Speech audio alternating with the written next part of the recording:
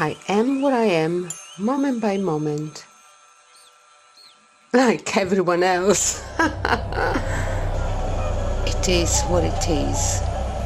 As a social species that develops in a nucleus of similar species, it is human nature to delegate others for the provision of some of our needs. Not everyone takes care of their children's education. Not everyone makes their own clothes or spins their own fabrics or provides their own food and water. Delegating is neither wrong nor right. It is what it is. The problem is to balance how much we delegate others and how much we do by ourselves, because every time we give someone else a responsibility, a need, a pleasure, we also hand over a small piece of our freedom. And whoever takes responsibility for 1, 10, 100, 1,000, million of people wants in exchange an interest of the same value. And after all of my life experience, I believe that this is more than fair. Of course, there are those responsible for millions of people who take advantage of their power, but usually power in every human body is legitimized by the people who express it. From the president of an apartment building to the president of the United States. Every power is the mirror of the social geographical situation of the people who live there. There is no other way to explain the persistence of foreign policy or domestic, despite the formal change in regime. A striking example is Russia, where the policies of Gulag, special prisons, and exile in Siberia for political opponents have remained the same since the time of the Tsars, passing through the Soviet era to today Putin's Russia, or the foreign policies on expansionism towards Europe or south towards Asia, with the hammering propaganda of being surrounded by enemies. In short, the world seems like shit to us because of all of us. Some more, some less, are basically shit, unconscious. These days, the topic of climate change has been resumed with a great big yay. If only because a new administration has arrived in the US.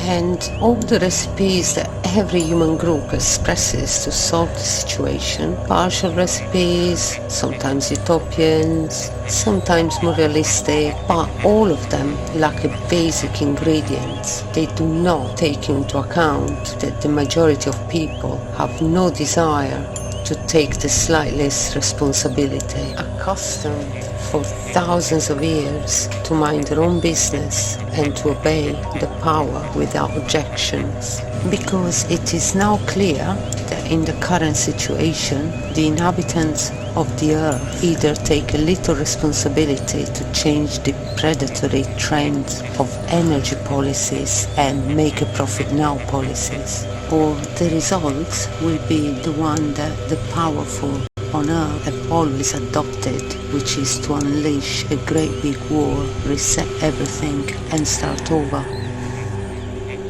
It would take a leap of conscience of the entire humanity to overturn the dogmas on which our civilization is based, other than no-vax marches or protest against the high cost of petrol. Of conscience to belong to the only organism of humanity and understand that fighting each other is senseless and useless. Or even better, to belong to a single organism planet, and that destroying it is dangerous and senseless. And then to belong to a universe in which diversity and disorder generate life and energy. The world is complex because we are the infinite facelets in space and time of the same and only creative force that in this way recognizes itself. This is a fairy tale of Hindu cosmology and I like it very much. There's no need to explain that as a child I have always been fascinated more and more by the physical map of the world, with those vast and boundless areas of mountains, lakes and rivers where you get lost in the fantasy of travel and exploration, while I detested the political ones where artificial borders divide people and imprison them in cages more or less impassable and still difficult to overcome culturally. Now I look at it more carefully because I like to understand where I am and what are the power relations amongst the various rulers of the world. Even if you don't adhere to any conspiracy creed, it is undeniable that there are power groups that share the resources of the planet, quarrel, make wars in various ways to the detriment of the majority of people, and there is no need to be political scientist or anti-capitalist to realize it. Since the beginning of the world, whoever possesses the best war technology has dominated those who do not have it. From the time of the men holding a club to today's supercomputers. Now, it's one thing to produce it, another to convince people that it works. How do you do it? Simple. You exacerbate certain diatribe in strategic points of the world, and you provide part of that technology to the belligerents who will act as a showcase for possible buyers. It happens every 6 months in Palestine to sell limited range weapons. And the defense against them. It happens in Latin America to refine riot control weapons, or in Kashmir, or in Caucasus, and so on. Yes, but many countries, especially those of the First World, have in their legislation the prohibition of selling weapons to warring nations. And that's when the mafia gets involved, clandestine, armed wing of all the power groups. That's where the mob comes in. They're in charge of supplying nations or illegal gangs with those precious devices to maintain order or to overturn power. And in exchange for what? Drugs, of course. Just have to notice the biggest producers of drugs are the biggest consumers of weapons, and the biggest producers of weapons are the biggest consumers of drugs. It is what it is. I try to stay clear as possible of any propaganda or any biased supporter in order to understand a political and or social event. It is a difficult job because I am conditioned, like everyone else, by the propaganda of the country where I live or the empire to which I belong, by the prejudice inherent to my culture in spite of myself, although I tend to inform myself from various sources. The only strong identity I have is my belonging to the human race, or better, the sentient beings, as they say in Hindu jargon. On the other hand, what we're witnessing in small and large scale are just games, power games at all levels, perverse games for others less fortunate, games of solidarity or such called for the beautiful souls, and finally games played with conscience in which you risk to have fun. I'm talking about games because any human activity is a game. Who acquires responsibility for hundreds, thousands or millions of people has no qualms about using any means to retain it, legally and illegally, because of the advantages it brings, as well as, of course, those who want to undermine the office and replace the command at all levels, from the relationship between couples to that between the US and China. It is what it is.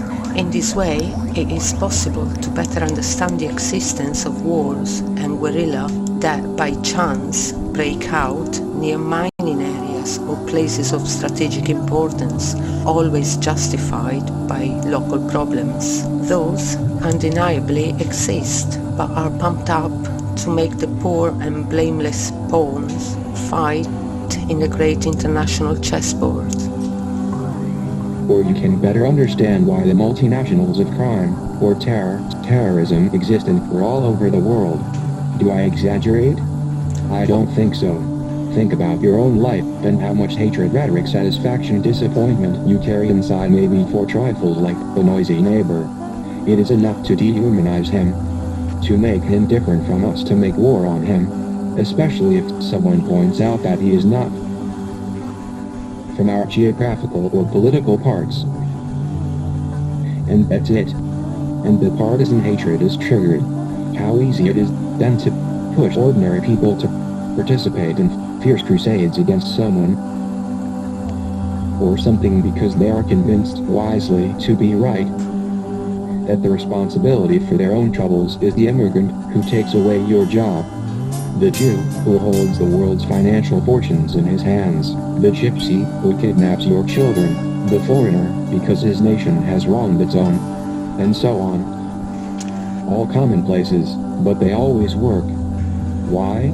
Why is the sweat of the brow, the same sweat of the brow to do the same job worth 10, 100 times more depending on where you do it? Why is the value of a person evaluated differently in different contexts, and does not have an absolute and indispensable value? Why?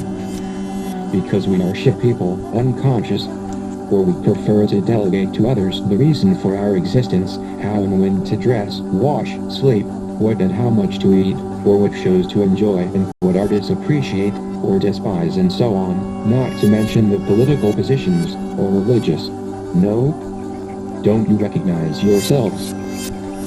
And yet I'm sure you have a closet full of outdated clothes. Or you're on a diet, and if there is a good guitarist on the street, not even a glance, if he is on the street, is just a beggar. And to those responsible for millions of lives, it doesn't seem true to be able to take advantage of all these blank mandates. Making the poor fight each other is the most popular sport among the ruling class. Think, reflect, meditate, take charge of your life as much as you can.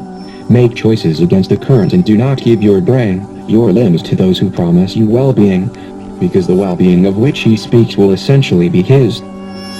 Try to think that the world, your very small and insignificant world, could change only if you realize what game you are playing and maybe decide to change it, or change the rules. All it takes is small groups, and they're already there. They don't make the news. You rarely hear about them because they move on different dimensions from the usual ones. But they are there. To find them, all you need to do is start taking back your own little pieces of responsibility, freedom. It is much nicer to play games where sharing, collaboration for a common purpose, and the beauty, the elegance of the created product of any nature, is the goal, the purpose. Games where love is the main value on which to base our existence, to share our wealth, our knowledge, our experiences with others, and forget to weigh the exchange value. To play seriously, but knowing that we are only playing, aware of being within precise rules, but which are valid only for that particular game, and not for other games, not forever.